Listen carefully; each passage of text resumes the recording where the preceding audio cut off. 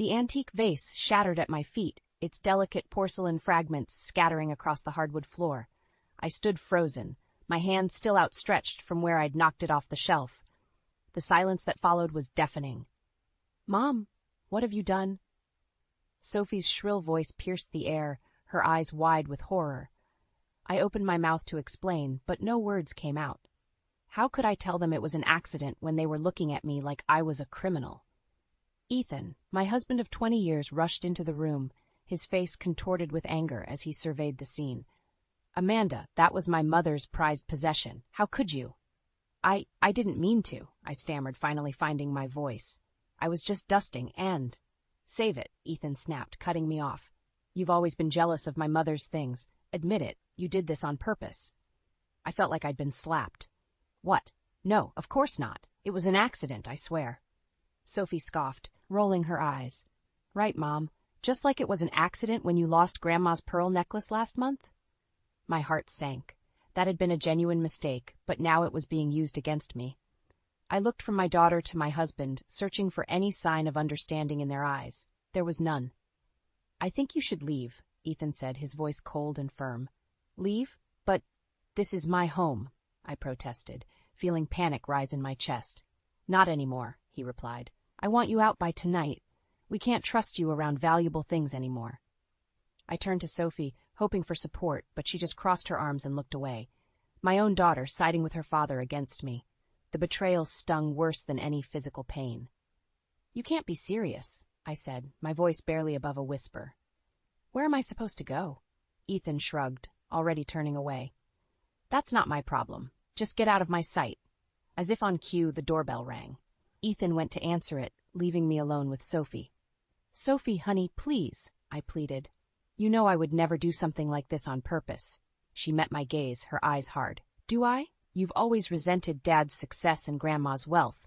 Maybe you finally snapped." Before I could respond, Ethan returned with a police officer in tow. My blood ran cold. "Officer, this is my wife," Ethan said, his voice dripping with false concern. "She's been acting erratically lately, destroying family heirlooms. We're worried about her mental state." The officer looked at me sympathetically. "Ma'am, is there someone we can call for you? Somewhere you can stay tonight?" I felt like I was in a nightmare. How had things spiraled so quickly? Just this morning, we'd been a normal family having breakfast together. Now, I was being treated like a criminal in my own home. I can call my sister," I managed to say, my voice shaking. As I fumbled for my phone, I caught sight of Ethan and Sophie exchanging a look. There was something in their eyes, something that made me wonder if this was more than just a misunderstanding. The officer escorted me to my room to pack a bag. As I threw clothes haphazardly into a suitcase, my mind raced. What was really going on here? Why were Ethan and Sophie so quick to turn on me? I paused, my hand on a framed photo of the three of us from happier times. Something wasn't right, and I was determined to find out what it was. They might think they've won, kicking me out like this, but they had no idea what I was capable of. As I walked out of the house I'd called home for 2 decades, I made a silent vow. I would uncover the truth, clear my name, and make them regret ever doubting me. This wasn't the end, it was just the beginning. I spent a restless night on Abby's couch, my mind racing with questions and doubts. The morning light had barely crept through the curtains when my phone buzzed. It was Sophie. "Mom, you need to come to Grandma's house, now." My heart leaped into my throat. "Is everything okay?" "Just come," she snapped before hanging up. I arrived at my mother-in-law's sprawling Victorian home within the hour, my stomach in knots. Ethan's car was already in the driveway. As I approached the front door, I heard raised voices inside. "I'm telling you, Mother, it was Amanda." Ethan's voice carried through the open window. "She's been eyeing your valuables for years." I froze, my hand on the doorknob. What was he doing? "But dear, Amanda's always been so kind," his mother Margaret replied. Her voice was frail, confused. "Are you sure?" "Of course I'm sure," Ethan insisted. "Why do you think she's not here now?" "She's probably pawning your things as we speak." I couldn't believe what I was hearing. Anger surged through me as I burst through the door. "How dare you?" Ethan spun around, his face a mask of false concern. "Amanda, what are you doing here?" "Sophie called me," I said, glaring at him. "And I'm glad she did. What lies are you feeding your mother? Margaret looked between us, her eyes clouded with confusion. Ethan, you said Amanda stole from me? Because she did, Mother, Ethan said smoothly. Remember the missing pearl necklace and now the vase? That's not true, I protested. Margaret, you know me. I would never. Oh, Amanda, Margaret interrupted, her voice trembling. How could you, after all these years? My heart shattered. I turned to Sophie, who stood silently in the corner. Sophie, please, tell your grandmother the truth. But Sophie just looked away, avoiding my gaze. In that moment, I realized how deep Ethan's manipulation ran. He had turned not just my daughter against me, but his own mother, too. I think you should leave, Ethan said, his voice dripping with false sympathy. You're upsetting Mother. I stood my ground. I'm not going anywhere until we sort this out. Margaret, please, try to remember. I've always respected your things. It's Ethan who... Enough, Ethan shouted, his calm facade cracking. Mother doesn't need this stress. Sophie, take Grandma upstairs. As Sophie led a bewildered Margaret away, I turned on Ethan. What game are you playing? His eyes narrowed. Game? I'm protecting my family from a thief.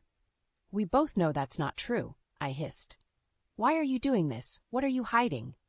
For a split second I saw fear flicker in Ethan's eyes, but it was quickly replaced by cold anger. You're delusional, Amanda. Maybe you need professional help. The only help I need is a good lawyer, I retorted. You won't get away with this. Ethan laughed, a cruel sound that sent chills down my spine. Get away with what? Telling the truth? Face it, Amanda. No one will believe you over me. I'm the successful businessman. You're just a housewife with a history of accidents around valuable antiques. His words hit me like a physical blow. I realized then how carefully he had orchestrated this, how long he must have been planning it. But why? As I turned to leave, I caught sight of a letter on Margaret's desk. The logo at the top made my blood run cold. It was from the bank that handled Ethan's business accounts. Suddenly, pieces started falling into place. The missing antiques, Ethan's increasingly lavish spending, his desperation to discredit me. Was he in financial trouble? I walked out of the house, my mind whirling. Ethan thought he had won, but he had no idea who he was dealing with. I might be down, but I was far from out. It was time to start digging, to uncover what Ethan was really hiding.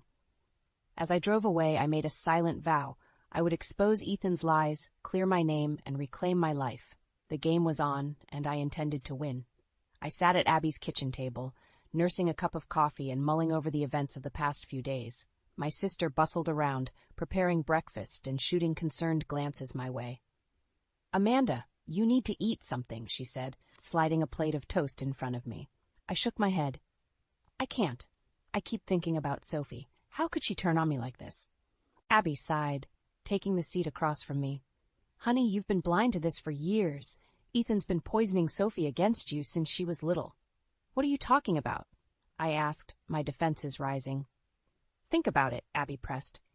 Who always gave in to her every whim? Who never made her face consequences? Ethan's turned that girl into a spoiled princess, and you've let it happen. Her words stung, but deep down I knew she was right. I thought back to all the times Ethan had undermined my parenting, always playing the fun dad while I was left to be the disciplinarian. As if on cue, my phone buzzed with a text from Sophie. Dad's taking me to Paris for the weekend. Thought you should know. I showed the message to Abby, my hands shaking. See? He's buying her loyalty with trips and gifts. Abby's eyes narrowed. Amanda, don't you think it's odd that Ethan's splurging on a Paris trip right after accusing you of theft? Where's this money coming from? Before I could respond, there was a knock at the door. Abby went to answer it, and I heard hushed voices in the hallway. A moment later, she returned with a stern-faced woman in a suit. Mrs. Thompson? The woman asked. I'm Linda Carson from Child Protective Services. We need to talk about your daughter, Sophie. My heart plummeted. What? Why? Linda sat down, her expression grave. We've received reports of potential emotional abuse and neglect. Given the recent accusations against you, we need to assess Sophie's living situation.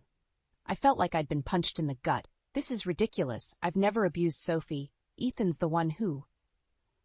Mrs. Thompson, Linda interrupted, please understand that we're just doing our job. We'll be conducting interviews with Sophie, your husband, and other family members. As Linda continued explaining the process, my mind raced. This had Ethan written all over it. He was using the system against me, painting me as an unfit mother. "Can I at least talk to Sophie?" I asked, my voice cracking. Linda shook her head. "I'm afraid that's not possible right now. We need to conduct our initial interviews without any potential influence."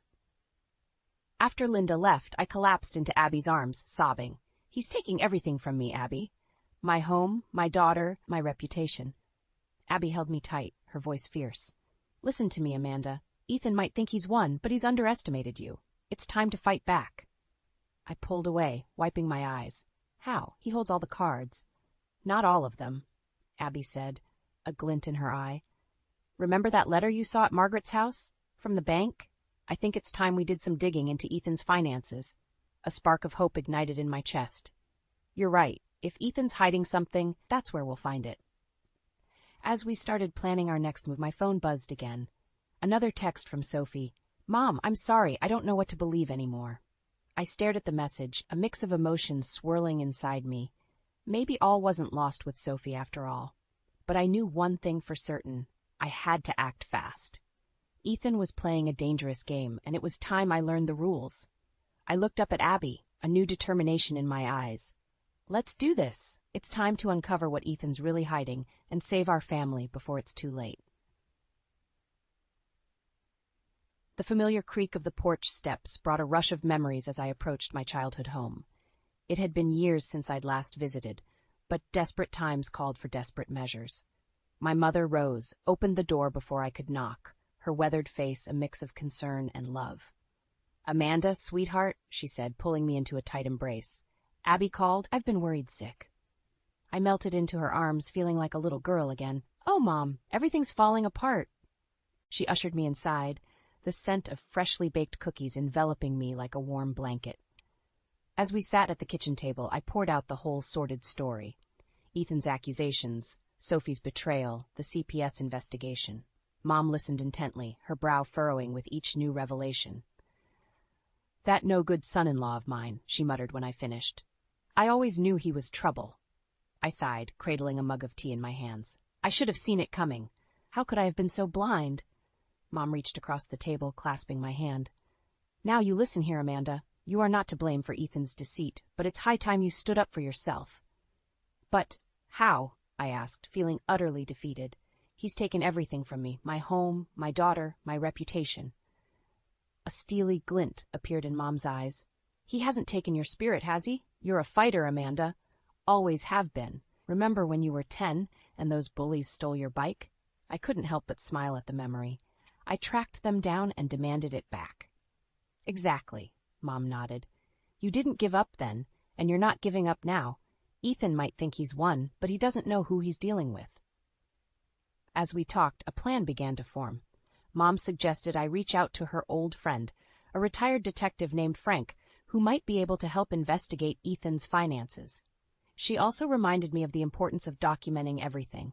Every interaction, every accusation, every suspicious move Ethan made. "Knowledge is power, sweetheart," she said. "The more you know, the stronger your position." Just then my phone buzzed. It was a text from Sophie. "Mom, I'm scared. Dad's acting weird. Can we talk?" My heart raced. This could be my chance to reconnect with my daughter to help her see the truth. But what if it was a trap? "What should I do, Mom?" I asked, showing her the message. She squeezed my hand. "Trust your instincts, Amanda. You know your daughter. If she's reaching out, there must be a reason." Taking a deep breath, I typed out a reply. "Of course, sweetie. Name the time and place." As I hit send, a wave of determination washed over me. Mom was right. I was a fighter. And it was time to show Ethan exactly what I was made of. "I need to go back," I said, standing up. "I can't hide out here while Ethan destroys everything we've built." Mom nodded, a proud smile on her face. "That's my girl. But remember, you're not alone in this fight. Your family has your back." As I packed my bags, Mom's words of wisdom echoed in my mind. "Adversity doesn't build character, Amanda. It reveals it. And you, my dear, have character in spades." Hugging her goodbye, I felt a renewed sense of purpose. Ethan might have landed the first punch, but I was far from knocked out. It was time to gather evidence, reconnect with Sophie, and expose Ethan's lies. Driving away from my childhood home, I made a solemn vow. I would reclaim my life, clear my name, and show Sophie the truth about her father. The road ahead would be tough, but I was tougher. Ethan had no idea what was coming his way. The familiar jingle of the bell above the door of Ethan's Antiques sent a chill down my spine. I'd entered this shop countless times before, but never like this, a woman on a mission, determined to uncover the truth. Amanda? Marge, Ethan's longtime assistant, looked up from the counter, surprise etched on her face. I thought you were away. I forced a smile. Just stopping by to pick up some personal items, Marge. Is Ethan around? She shook her head. He's at an auction in Boston. Won't be back till tomorrow. Perfect. I made my way to the back office, my heart pounding. I had maybe an hour before Marge's curiosity got the better of her. Sitting at Ethan's desk, I booted up his computer. Thank God he'd never changed his password. Our wedding anniversary of all things. As I dug through the financial records, a pattern emerged. Large sums of money moving in and out of accounts I'd never seen before. Sales records for items I knew we'd never had in stock. And then I saw it. A transaction for an antique vase, matching the description of his mother's prized possession, sold to a private collector for an astronomical sum. My hands shook as I scribbled down account numbers and dates. This was it. Proof of Ethan's deception. But as I delved deeper, I realized it was just the tip of the iceberg. The business was hemorrhaging money, and Ethan was desperately trying to cover it up. Suddenly, the office door swung open. I looked up, expecting to see Marge, but instead found myself face to face with Sophie. Mom? Her eyes widened in shock. What are you doing here? I scrambled to close the files on the computer. Sophie, I can explain. Are you stealing from Dad? She accused, her voice rising. Is that why you're sneaking around? No, sweetie. It's not what you think, I pleaded, reaching for her. I'm trying to uncover the truth. Your father, he's been... Stop it, Sophie shouted, backing away. I don't want to hear your lies. I'm calling Dad. As she pulled out her phone, panic surged through me. If Ethan found out I'd been here, all my efforts would be for nothing. In a split-second decision, I grabbed Sophie's arm. Listen to me, I said urgently. Your father is not who you think he is. He's been lying to all of us, including your grandmother. I can prove it, but I need you to trust me. Sophie hesitated, her finger hovering over Ethan's number. Why should I believe you? Because I'm your mother, I said softly. And despite everything that's happened, I love you more than anything in this world. I would never lie to you, Sophie. Not about this. For a moment, we stood in tense silence. Then, slowly, Sophie lowered her phone. You have 5 minutes to explain. Relief washed over me. I quickly showed her the financial records, explaining the discrepancies and the suspicious transactions. As understanding dawned on her face, I saw a flicker of doubt in her eyes. But why would Dad do this? She asked, her voice small. I don't know, sweetheart, I admitted. But I intend to find out. Will you help me? Sophie bit her lip, conflict clear on her face. Then, with a determined nod, she said, What do you need me to do? In that moment, I felt a surge of hope. My daughter was back on my side. But I knew we weren't out of the woods yet. Ethan would return soon, and when he did, all hell would break loose. As we hurriedly copied files and gathered evidence, I steeled myself for the confrontation to come. The stakes had never been higher. Not just for me, but for Sophie and the entire family. One thing was certain. There was no turning back now. The truth would come out, no matter the cost. My heart raced as I approached the sprawling mansion. This was it. The home of Ethan's wealthiest client, Richard Holloway. Sophie had overheard Ethan mentioning a special delivery here, and my gut told me this was where we'd find the missing antique. Are you sure about this, Mom? Sophie whispered beside me, her face pale with anxiety. I squeezed her hand. We have to know the truth, sweetheart, no matter what. Taking a deep breath, I rang the doorbell. A maid answered, eyeing us suspiciously. We're here to see Mr. Holloway, I said, mustering all the confidence I could. It's about an antique he recently acquired. Moments later, we were ushered into an opulent study. Richard Holloway, a distinguished man in his 60s, greeted us warmly. Ah, you must be from Ethan's Antiques, he said, smiling. I was expecting someone to check on the vase. Magnificent piece, isn't it? My breath caught in my throat as I spotted it. Margaret's prized antique vase, sitting proudly on a pedestal by the window. Actually, Mr. Holloway, I began, my voice shaking slightly, I'm Amanda Thompson, Ethan's wife. And this vase, it belongs to my mother-in-law. Richard's smile faltered. I'm afraid there must be some mistake. I purchased this vase legitimately from your husband's shop. No mistake, Sophie interjected, her voice stronger than I expected. That's my grandmother's vase. Dad had no right to sell it. As Richard's confusion grew, I quickly explained the situation, Ethan's accusations, the family turmoil, and our suspicions about the business's finances. Good Lord, Richard muttered, sinking into his chair. I had no idea. I've been doing business with Ethan for years. This is troubling. Just then, my phone buzzed. It was a text from Abby. Ethan's on his way to Holloway's. He knows you're there. Panic surged through me. Mr. Holloway, I hate to ask this, but could you please not mention our visit to my husband? We need time to gather more evidence. Richard nodded gravely. Of course, this is a serious matter. I'll cooperate fully with any investigation. As we hurried out, I saw Ethan's car turning into the driveway. Quick, Sophie, I hissed, pulling her behind a hedge. We watched as Ethan strode up to the house, his face a mask of barely contained fury. Through the open study window, we could hear snippets of his conversation with Richard. Misunderstanding, my wife is unstable, custody battle. My blood boiled at Ethan's lies, but Sophie's grip on my arm tightened. Not yet, Mom, she whispered. We need more proof. She was right, of course, but hearing Ethan spin his web of deceit made me realize just how far he was willing to go to protect himself.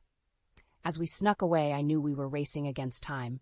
Ethan would soon realize we'd been there, and he'd stop at nothing to discredit us. What now? Sophie asked as we drove away, her voice trembling. I gripped the steering wheel, my mind racing. We need to move fast. We'll go to the police, show them the financial records, tell them about the vase. Suddenly, my phone rang. It was Margaret, Ethan's mother. Amanda? Her frail voice quavered. Ethan says you've stolen from me. He wants to put me in a home. Please, what's going on? My heart sank. Ethan was making his move, isolating Margaret to keep her quiet. Don't worry, I assured her, though fear gnawed at my insides. I'm coming to get you. Everything will be all right. As I ended the call, I realized the true extent of Ethan's manipulation. He wasn't just trying to frame me. He was systematically destroying every relationship I had, every support system I could turn to.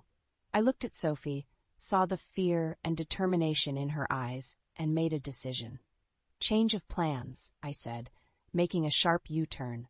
We're getting your grandmother. It's time to end this, once and for all. As we raced towards Margaret's house, I knew we were hurtling towards a confrontation that would change everything. But I was done being a victim. It was time to fight back, to reclaim my life and protect my family. Whatever Ethan had planned, he was about to learn that he'd underestimated me for the last time.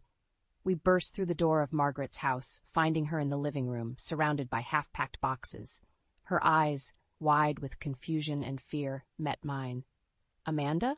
Sophie? What's happening? She asked, her voice trembling.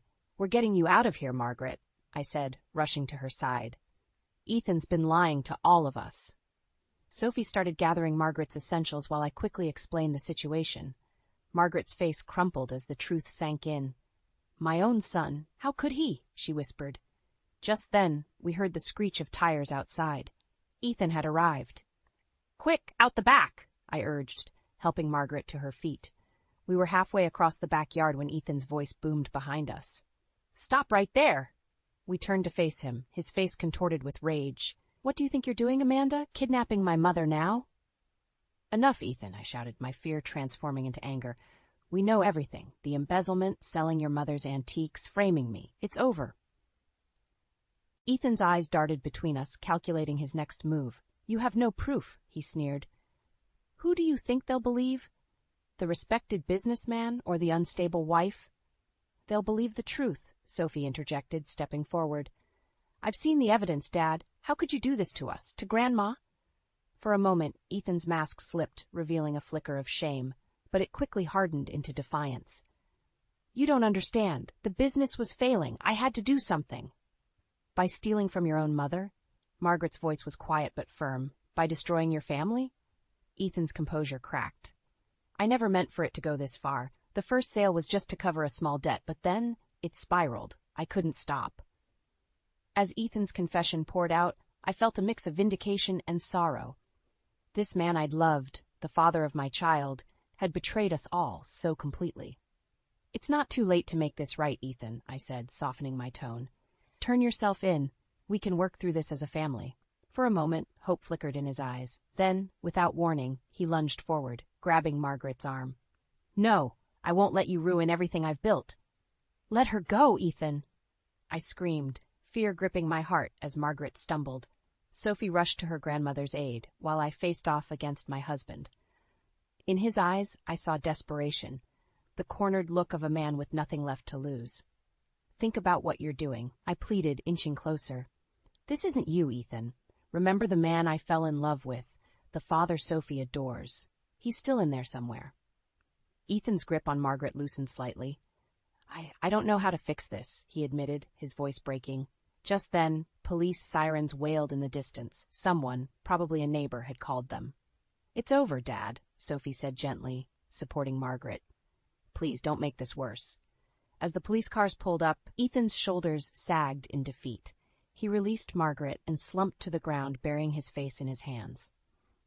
While the officers took Ethan into custody, I held Margaret and Sophie close. We'd won, but the victory felt hollow. Our family was irrevocably changed. As we watched Ethan being driven away, Sophie turned to me, tears in her eyes. What happens now, Mom? I took a deep breath, feeling the weight of uncertainty pressing down on us. I don't know, sweetheart, but we'll face it together, one day at a time. The road ahead would be challenging, filled with legal battles, emotional healing, and rebuilding trust. But as I stood there with my daughter and mother-in-law, I felt a glimmer of hope. We'd survived the worst of the storm. Now it was time to pick up the pieces and start anew. 6 months after Ethan's arrest, I stood in front of the mirror, adjusting my blazer. Today was the final day of his trial, and I was determined to face it with the strength I'd discovered within myself. Mom, Sophie's voice called from downstairs. Are you ready? I took a deep breath. Coming, sweetie. As we drove to the courthouse, I couldn't help but reflect on how much had changed. The initial shock of Ethan's betrayal had given way to a steely resolve. Sophie, once Daddy's little girl, had matured beyond her years, standing by my side through it all. The courtroom was packed as we entered. I caught sight of Margaret, frail but determined, sitting with my sister Abby. As the judge called the court to order, I felt Sophie's hand slip into mine. Ethan's eyes met mine as he was led in. Gone was the arrogant businessman I'd known. In his place sat a broken man, the weight of his actions evident in the slump of his shoulders. As the verdict was read, guilty on all counts, a collective sigh seemed to ripple through the room. It was over. Finally, truly over. Outside the courthouse, reporters swarmed us.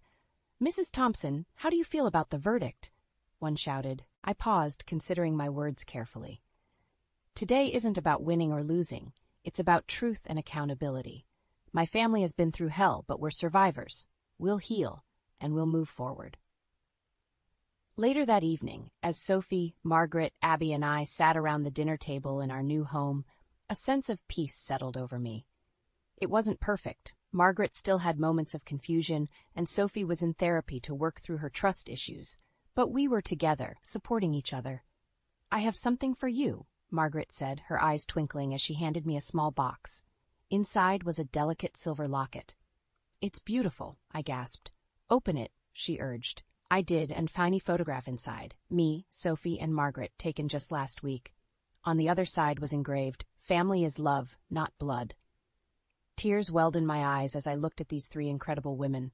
My daughter, who'd shown such courage in facing the truth about her father. My sister, who'd stood by me when I had nothing.